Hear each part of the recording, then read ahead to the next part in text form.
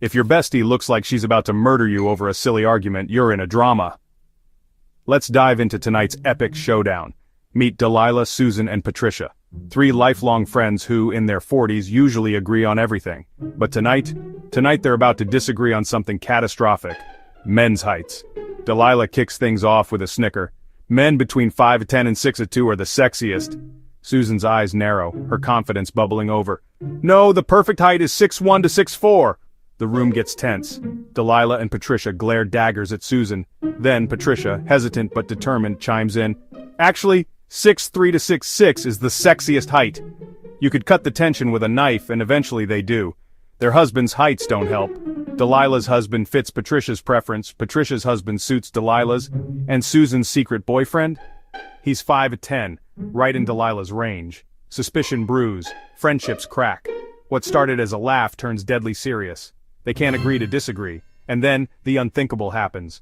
Knives are drawn, shouting turns to screams, they stab each other, each thrust fueled by their absurd argument about height. It's a gruesome dance of betrayal. Just when you think it's over, they spring back, stabbing again. The room is a bloody battlefield. So next time you're debating something trivial with friends, remember this story, and maybe, just maybe, let it slide.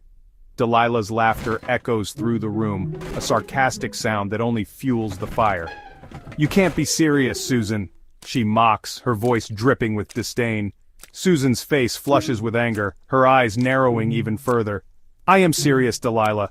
You always think you know best, but you're wrong this time. Patricia, caught in the middle, looks from one friend to the other, her own frustration growing.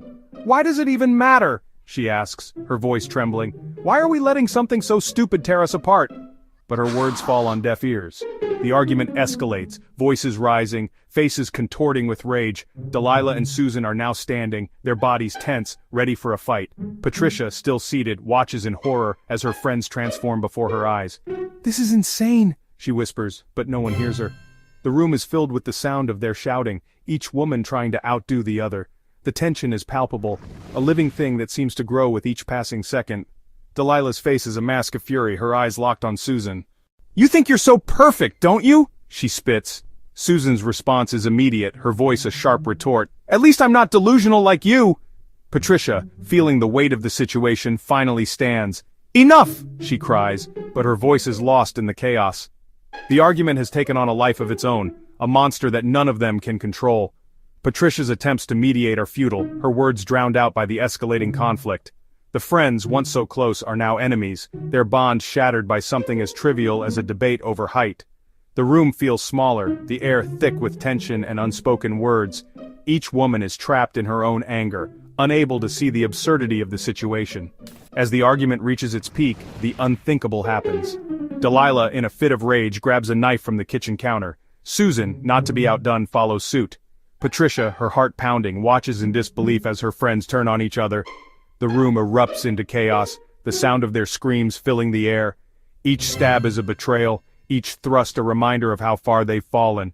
The friends, once inseparable, are now locked in a deadly dance, their friendship reduced to a bloody battlefield. The aftermath is a scene of horror. Blood stains the floor, the walls, the very air they breathe.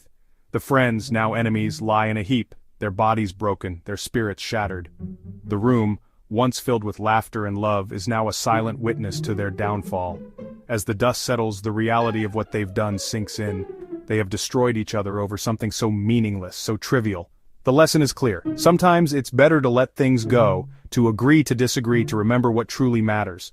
So, next time you find yourself in a heated debate with friends, take a step back. Think about Delilah, Susan, and Patricia. Think about how quickly things can spiral out of control, and maybe, just maybe, let it slide. Because in the end, no argument is worth losing a friend over. No debate is worth the pain and suffering that comes from letting anger take control. Remember this story and let it be a reminder of the power of friendship and the importance of keeping things in perspective. The room is a bloody battlefield. So next time you're debating something trivial with friends, remember this story. And maybe, just maybe, let it slide.